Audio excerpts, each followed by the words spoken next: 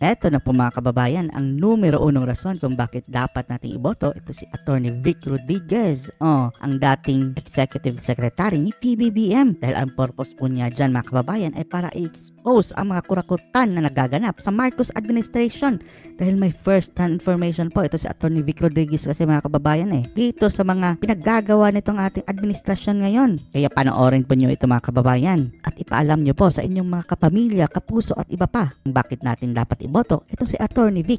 Samantala po mga kababayan, pagpasensyahan niyo po mga kababayan dahil wala po tayo sa ating studio ngayon.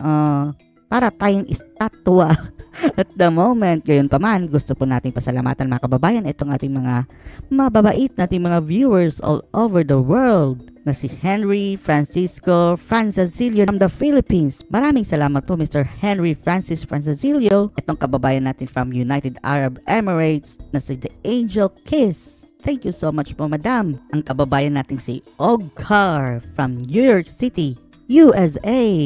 Thank you so much po sa inyong super thanks. At eto rin kababayan nating si Sharnet Celorio ng Canada. Thank you so much po sa inyong super thanks. Samantala, narito po ang video natin. Running to fight corruption and bring war on corruption in the halls of the Senate, itong kasalukuyang nagaganap. Ikaw, masaya ka ba sa hindi kami masaya. Tayo ng gobyernong ito ng pera na maya umulan lamang ng malakas ay binabaha? Yun ang aming dala-dala ngayon ditong plataforma at kami iikot sa hakbang ng maisog. Eto mga kababayan, 2 years pa lang si PBBM mga kababayan, napabayaan na niya yung flood control. And to think mga kababayan na billions and billions of pesos in his 2-year term ang ginastos para sa flood control. At anong nangyari? Hindi ito nangyari sa panahon ni dating Pangulong Duterte Ngayon lang sa panahon ni BBM. Upang dalhin yung mga totoong issue sa ating mga kababayan, kinakailangan malaman natin kung anong nakataya dito sa midterm election. Tapos anong ginagawa ng mga senador, mga congressman ngayon? Nililihis po ang issue ng mga kababayan pagka-incompetent ng administrasyong ito. Investigasyon sa war on drugs, POGO, etc. Ibuloy at marami pang iba para malihis mga kababayan ang atensyon ng mga tao dito sa totoong problema ng bayan. Kaya kailangan po natin ito sa Attorney Vic Rodriguez dyan sa Senado para ibulgar ang totoong mga problema ng bayan ito. Hindi tayo papayag na dapat tahimik lamang sapagkat alam ho ninyo what is at stake for the country in this midterm election if we will allow them. Correct. Magpapatuloy lalo with impunity ang korupsyon at for the immediate term with impunity. We might see, God forbid, a transitioning of the form of government from presidential to parliamentary. And diba? Yan din ang sinabi ni Sara Duterte na ang purpose nila dyan is to perpetuate in power. Sinabi rin niya ni VP Inday. Tapos ngayon, sinabi rin ni Attorney Vic Rodriguez. Alam ni Attorney Vic Rodriguez mga kababayan dahil minsan siyang naging bahagi ng gabinete. Ngag-ngag. For the long term, the real purpose is to keep themselves in power in perpetuity. In perpetuity. Many Filipinos do not want that and we will oppose it. Ewan nga lang natin mga kababayan hanggang 2028. Ano na mangyayari sa ating bansa?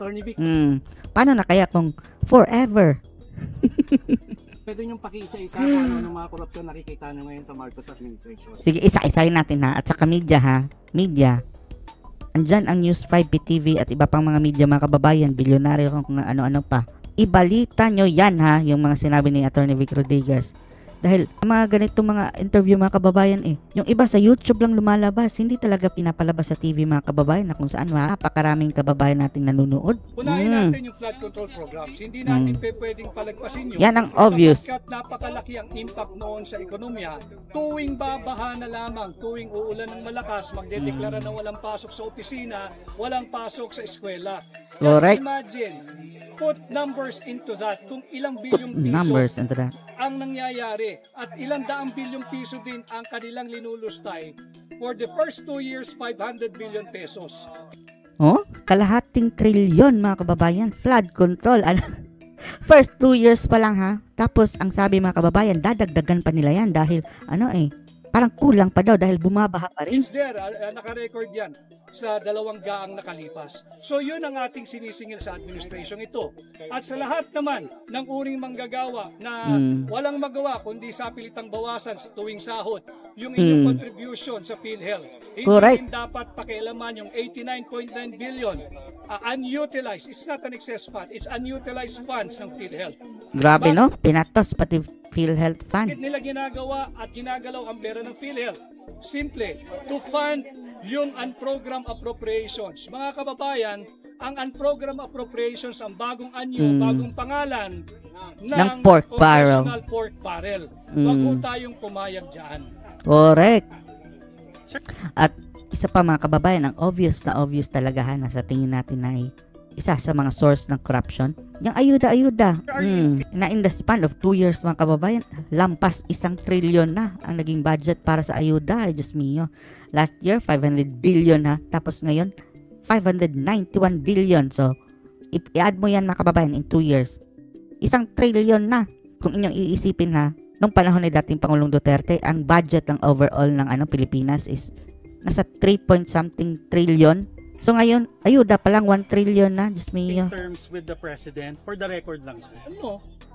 I have not spoken to the President for quite a while now. How many years would you say, sir? I think 2 years.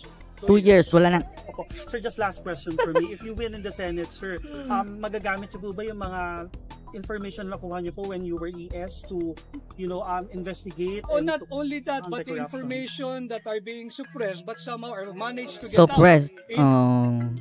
Mabubulgar na niya sa Senado mga kababayan dahil kapag i-expose niya dyan sa Senado, hindi siya pwedeng To kasuhan. the consciousness of the public. That's why in hakbang ng maisog, we demand for transparency, accountability, peace, and security. You cannot have a government and a governance without transparency and without accountability. Ang take nyo sa liquidation by certification? That should be scrapped. And kung sakasakaling pala, Tapos ang nanguna doon yan mga kababayan is Senator Ping Lacson na na ngayon ha, andun na sa Bagoong Pilipinas at sabi niya na rin tayo hindi daw siya kasali sa Bagoong Pilipinas pero nagpapaline up pa rin mga kababayan.